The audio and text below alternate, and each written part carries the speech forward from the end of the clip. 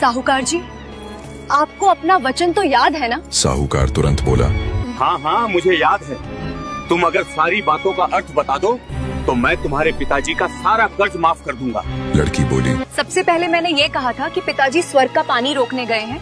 इसका मतलब था कि वर्षा हो रही थी और हमारे घर की छत से पानी टपक रहा था। पिताजी पानी रोकने के लिए छत को छान रहे थे, यानी वर्षा का पानी तो आसमान से ही गिरता है और हम लोग यही मानते हैं कि आसमान में ही स्वर्ग है। बस पहली बात का अर्थ यही है।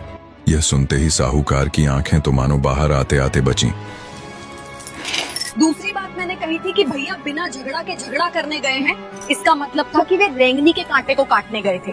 अगर कोई भी रेंगनी के कांटे को काटेगा तो उसके शरीर में न चाहते हुए भी कहीं न कहीं कांटा गड़ ही जाएगा, यानी झगड़ा न करने पर भी झगड़ा होगा और शरीर पर खरोंचें आ ही जाएंगी। साहूकार मन ही मन उसकी बातों से सहमत हो रहा था। उत्सुकता के साथ पूछा, और तीसरी चौथी बात का मतलब? बेटी? बेटी? लड़की बोली, साहूकार जी, तीसरी बात मैंने कही थी कि माँ 1 से 2 करने गई है। इसका मतलब था कि माँ अरहर की दाल को पीसने, यानी उसे 1 का 2 करने गई है। अगर साबुत दाल को पीसा जाए तो 1 दाने के 2 भाग हो जाते हैं, यानी मतलब यही था 1 का 2 करना। यही था मेरी तीसरी बात का असली अर्थ।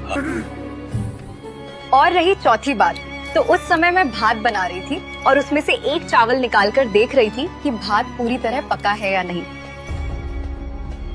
इसका मतलब ये है कि हम स्त्रियां 1 चावल देखकर ही जान जाती हैं कि पूरा भात पका है या नहीं।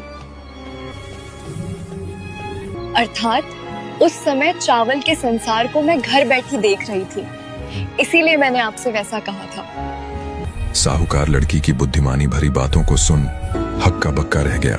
मन ही मन उसने माना, ये लड़की बिल्कुल सही कह रही है और मैं महामूर्ख अपनी ही समझ से इन पहेलियों को समझ नहीं पाया। साहूकार ने कहा, तुम बिल्कुल सही कह रही हो बेटी।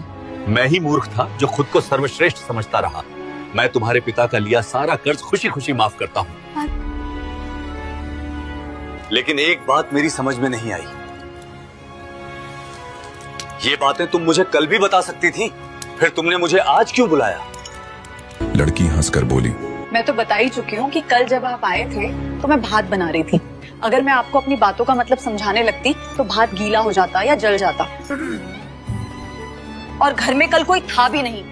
अगर मैं इन्हें कहती कि आपने कर्ज माफ कर दिया है तो ये मेरी बात पर विश्वास नहीं करते। आज जब उन्होंने आपकी अपनी जुबान से सब सुना तब यकीन भी हो गया और साथ ही कर्ज माफ होने की खुशी भी।